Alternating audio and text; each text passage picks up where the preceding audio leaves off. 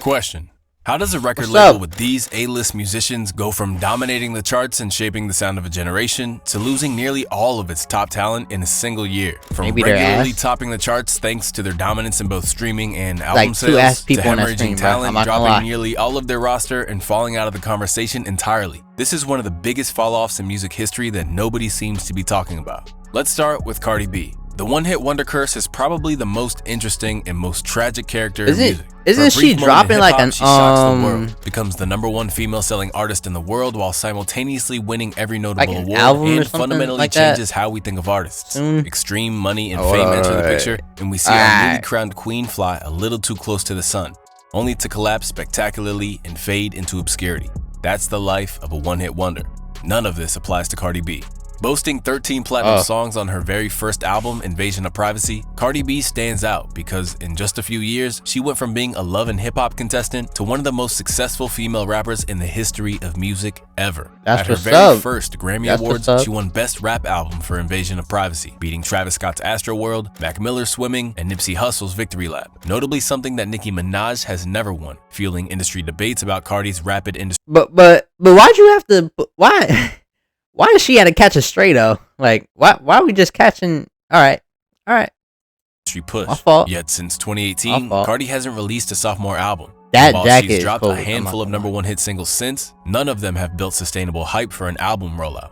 In 2020, it was rumored that she was renegotiating her label deal with Atlantic, with Hits Daily Double stating, "Cardi dropped a number of tracks and features in the last year or so, but it's been a long while since her 2018 debut album. Still, she's a monster brand." Insiders say a renegotiation of her record deal has held up the release of her next full-length album. What's taking so long to get that deal done? Is something more than money involved? Well, it's been 7 years since Cardi's last album, and she's announced her album numerous times, yet it keeps getting delayed. Fans often blame Cardi herself, claiming she's lazy or too comfortable. However, Atlantic also bears responsibility. It's their job to ensure she fulfills her contractual obligations and releases music. Instead, they basically let Cardi do what she wants.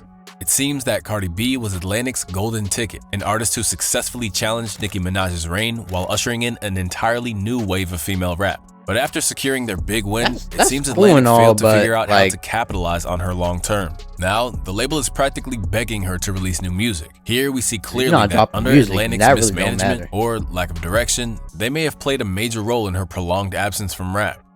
Jack Harlow is another cautionary tale of Atlantic's artist pipeline. Despite making music for years, No, he blew alright. up in 2019 with his viral hit, What's Poppin'. With his charismatic personality, super clean image, and a pop-friendly rap style, The only problem with him is that he just don't put out music. I mean, I'm not gonna lie.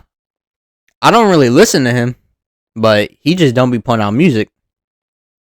Unlike Cardi B, she puts out some song. No, she don't even put out music. She just like she came from being an artist to being like a feature artist. Like you get what I'm saying? Like, I mean, there's nothing wrong with that, but like, I don't think they really fell off. They just just like me, they stopped fucking posting. But many saw him as a potential maybe. contender Maybe for just Drake's me. spot. His 2022 album, Come Home, The Kids Miss You, was heavily hyped, fueled by his feature on Lil Nas X's Industry Baby and his hit single First Class. However, when the album dropped, it failed to meet expectations. Despite its I big thought it marketing did- I push, the thought it album did debuted good. at #3, trailing behind Bad Bunny's massive first-week sales and Future's second-week numbers. all right, well that's hard competition though. Bad Bunny in Future. I mean, maybe not. Maybe all right, but Bad Bunny, like that's he did pretty good, bro. I mean, he's not surpassing Bad Bunny. That's like if Drake and Taylor Swift teamed up, and I don't even know what the fuck I'm saying. All right. Despite having features from Justin Timberlake, Drake, Pharrell, and Lil Wayne. The album also received negative reviews, with Pitchfork stating the following: "When reviews are calling the music bland, it's because the artist themselves hasn't been developed enough to find their authentic voice." Once again, Atlantic had I mean, is taken an that artist true, that was though? good at putting out hit singles, but wasn't quite ready to put out a full-length studio project. Since then, Harlow has maintained some relevance through some viral singles, a New Balance brand deal, and even a major acting role. However, his music career has lost the momentum it once had and remains in limbo. Whether he will reignite his hype or fade into the background remains to be seen. but that pales in comparison to one of Atlantic's biggest fumbles. You Young wanna know boy. what really pisses me off about the internet? Data leaks. Yeah, me too, bro. But I don't really want to hear it. So, but I fuck with you. I fuck with you, bro. Wealthfront offers a cash account that has one of the highest I interest fuck with rates you, on bro. the market. I really do. I really, even though you just hit me with pales in that ad. comparison to one of Atlantic's biggest fumbles. NBA Young YoungBoy boy. signed with the label in 2017 and quickly Young boy did became not one of the fumble. most prolific Let's- rappers in let's the be industry. honest, he Dropping didn't an fumble. average of 3 to 4 projects per year, he built a massive cult fan base that consumed everything he released, making him one of the most streamed artists globally, beating out pop stars like Ariana Grande, Justin Bieber, and virtually every mainstream rapper. Yes. In just a few years, YoungBoy was consistently racking up billions of streams and pulling in record-breaking Billions. numbers You hear that? without the need for Billions. Atlantic to heavily promote his projects. However, Oh, despite his God. success, he still found himself at odds with his label, a familiar story for artists under Atlantic's umbrella. In 2022, YoungBoy accused Atlantic of blackballing him, claiming they removed his mixtape Colors from the Billboard 200 charts to suppress his success. Following this fallout, YoungBoy's relationship with Atlantic completely soured. He wrapped up his contract obligations in 2022, and instead of Atlantic doing everything to keep their top, low-maintenance artist on their roster, Atlantic begrudgingly offered him a $25 million deal to renew his contract. However, he turned it down, making it clear that he no longer wanted to be associated with the label, while allegedly going on to pick up a Yo, bigger did y'all bag know from that he Motown made like Records. $100 Since parting million ways with on Atlantic, house arrest? YoungBoy's Like career has taken a 2020 noticeable hit. something His like final that. release under the label, Lost Files, failed to even crack the top 30 on the Billboard 200, That selling was just bad. 18,000 units in its first That week. was bad. Meanwhile, Atlantic still owns the rights to all of YoungBoy's biggest hits, including his collaborations with Juice WRLD, meaning that even though he walked away, they still profit off his past success. As part of his exit negotiations, YoungBoy even tried to buy back the rights to his masters, offering 4 free albums in exchange. However, Atlantic refused the deal and opted to hold on to the ownership of his catalog, meaning all they have to do is sit back and collect checks while YoungBoy struggles to regain momentum under a new deal. NBA YoungBoy was one of Atlantic's most successful artists, yet Why'd you even do that, he bro? couldn't escape the label's profit-driven tactics. They squeezed every bit of value out of his work, refused to give any real ownership over his catalog even after he recouped, and once he was done fulfilling his contract, they let him walk, while still making money off of him indefinitely. Now, we could probably go on for days reeling off examples of why Atlantic is always at the center of this discussion whenever a rapper on its roster faces issues with creative output, project delays, or underwhelming releases. But it actually goes much deeper than this. What you In mean? 2020, streaming platforms like Spotify and Apple Music were experiencing a boom, and the pandemic had reignited global interest was in that? music consumption What was like never that before. Sensing an little mute? opportunity, Warner Music Group, Atlantic's parent company, decided to go public to capitalize on the music industry's newfound profitability through streaming. And as DJ Academics explains, Anything after 2020, we start looking at Atlantic get rid of everybody. Everybody's going. They're allowing people to take their artists. Now, from what I heard, is that needed to happen for about 3 quarters. They said if Atlantic was turning a profit for investors, they promised the executives, I heard, up to like damn near $100 million in bonuses. Why? The Damn. executives were going to get their pockets lined by the company, the overall company going public, by them keep bringing a profit in. when WMG's $100 IPO launched at million, $25 per share with 77 million shares available, the company was suddenly valued at nearly $12.75 billion. Major financial institutions like Morgan Stanley and Goldman Sachs underwrote the deal, signaling a major shift. WMG was no longer a private company, but a publicly traded company, and was accountable to investors rather than just artists. This fundamentally reshaped the label's operations. With shareholders demanding consistent profits, Atlantic's strategy shifted from fostering artistic growth to financial optimization. As a result, Warner went on an aggressive acquisition spree. Just months after going public, WMG acquired IMGN Media, a company that basically owns sections of the internet meme culture through notable Instagram pages, for a staggering $85 million. And what was one of its most notable assets? The meme page Daquan, which boasts over 16 million followers. The acquisition was yet another attempt to convince investors of WMG's ability to get a quote-unquote better understanding of the habits and predilections of teenage audiences. Another major acquisition was Good luck, 300 bruh. I don't even Entertainment, know which my- WMG purchased I for don't even know $400 million what mine in is, bruh. 2021. I'm already Founded by bored. the now Kinda. YouTube head of music Leor Cohen and Kevin Liles, the label housed the likes of Megan Thee Stallion, Young Thug, and Gunna amongst many others. The label was combined with Elektra Music Group, which housed alternative never artists heard like these Fall Out music Boy and groups. 21 Pilots, In my forming life, bruh. 300 Elektra Entertainment. This acquisition marked a shift in WMG's strategy. I ain't Instead of never spending heard money the on name of this distribution, the company aimed to own artists' catalog, which basically ensured direct profit from their catalog. Another tactic Atlantic used was shamelessly botting streams, allegedly. By November 2022, the label's attempts to impress investors had become even more blatant, as we all know by now.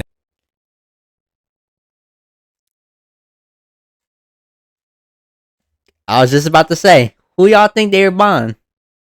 Who do y'all think were buying streams? Who do y'all think were buying streams? I mean, I don't know. Let's move on.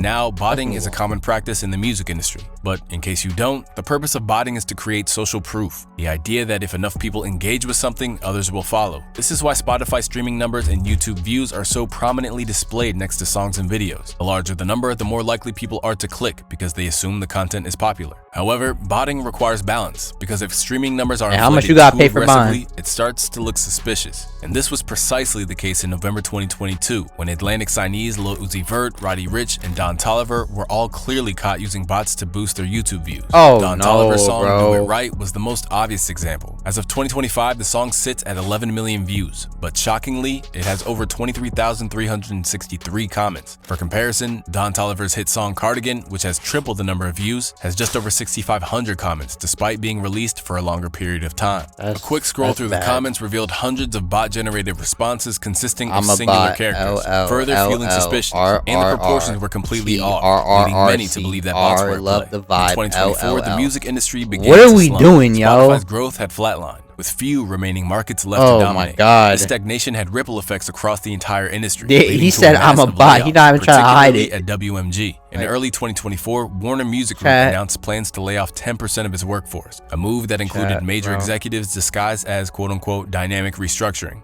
The company simply did not have the financial resources to continue paying high salaries. Among those affected was Julie Greenwald, who had served as CEO of Atlantic for over 15 years, and Kevin Liles, who stepped down from his position at 300. With investors pulling out of major labels and a power shift occurring across the industry, many legendary music executives left their roles, signaling a major transition in leadership. In addition, bad, instead of bro. shelving artists, Atlantic dropped Gucci. dozens of artists in one day, with Gucci Mane's 1017 label taking the biggest hit. He had to drop all but two of his artists, Fujiano and Pooh Shiesty. The WMG stock has I didn't even know reflected this Pooh struggle Shiesty was as a the part company of- faces harsh financial Damn. consequences from its decisions in Pooh 2025. Recent moves by WMG and Atlantic Records suggest that the music industry is consolidating at an unprecedented rate, and Atlantic is Consolidating. I only like that getting word, bigger. Along with WMG merging 300 Entertainment and Elektra under a single umbrella to form Atlantic Music Group, the biggest shift came in 2023 when WMG acquired 10K Projects. Now, 10K Projects has its own unique backstory. Founded in 2016 at the peak of the SoundCloud era, a young Elliot Grange, the son of Universal Music Group CEO Lucian Grange, launched the label in partnership with UMG. Instead of relying on traditional A&R scouting, 10K Projects used SoundCloud as a cheat sheet, tracking data trends to discover talent before traditional labels and A&Rs. The strategy paid off fast, with one of Elliot's first career-defining moments being securing XXXTentacion in a major label deal. Grange then signed Trippie Redd, 6ix9ine, and Internet Money, and more recently, Ice Spice. So in September 2023, Grange announced a joint venture with Warner Music Group. As part of the deal, WMG acquired 10K Projects and paid him a staggering $102 million. Now, in September 2024, around the same time several major executives left, WMG appointed Elliot Grange as the new CEO of the newly consolidated Atlantic Music Group. Now, Wow. Elliot Grange Okay. oversees the fourth largest label in the music industry, while his father, Lucian Grange, continues to run the world's largest music conglomerate, Universal Music Group. Together, they control nearly 40% of the industry, holding a stake in some of the biggest Yeah, artists, I'm not including gonna lie. Taylor Swift, Drake, Cardi B, and Kendrick Lamar. That's a lot After of power, sweeping bro. layoffs and a ruthless roster purge, Atlantic has That's a cleared lot the of board, power. setting the stage to either rebuild or self-destruct. And now, all eyes are on Elliot. Will he champion artists the way he did at 10K Projects? Or will Atlantic fall back into the cutthroat politics and short-sighted deals that got them there in the first place? Whatever happens next won't just define the label. It could reshape the entire industry.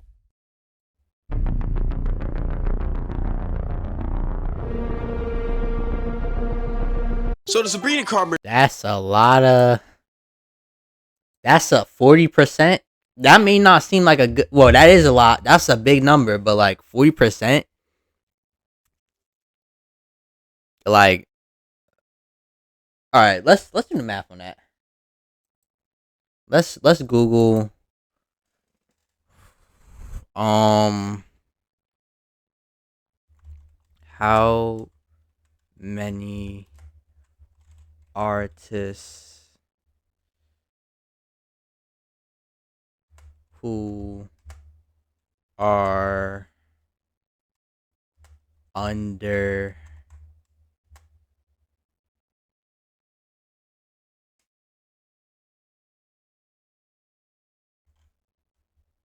how many artists wait fuck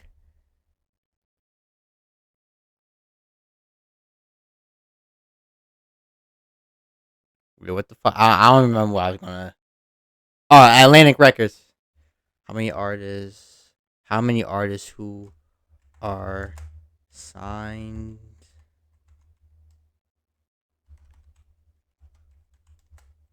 to all right, let's do UMG.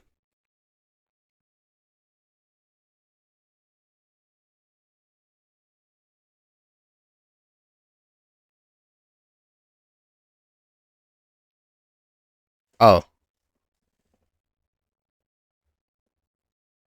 okay, so we could no. How many artists are like plus UMG has like the brands? How many artists? So are these all the artists? Oh, these are. Wow. Okay, that's a lot of artists. So and ACDC, these are bands too. Okay, so damn.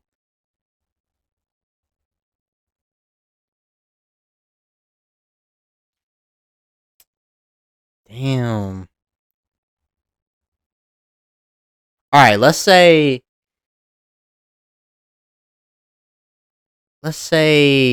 out of all those artists, let's round that up to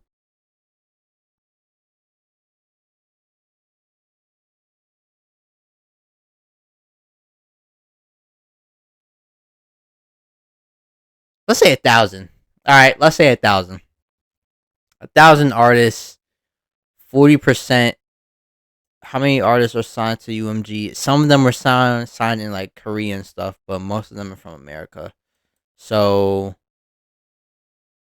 okay, I'm not gonna lie. I forgot what I was talking about. I was like, yo, I'm being so for real. Googling this made me forget what the point of Googling this was. Like, why was I Googling this? Like, I'm all right. No, on to the next video.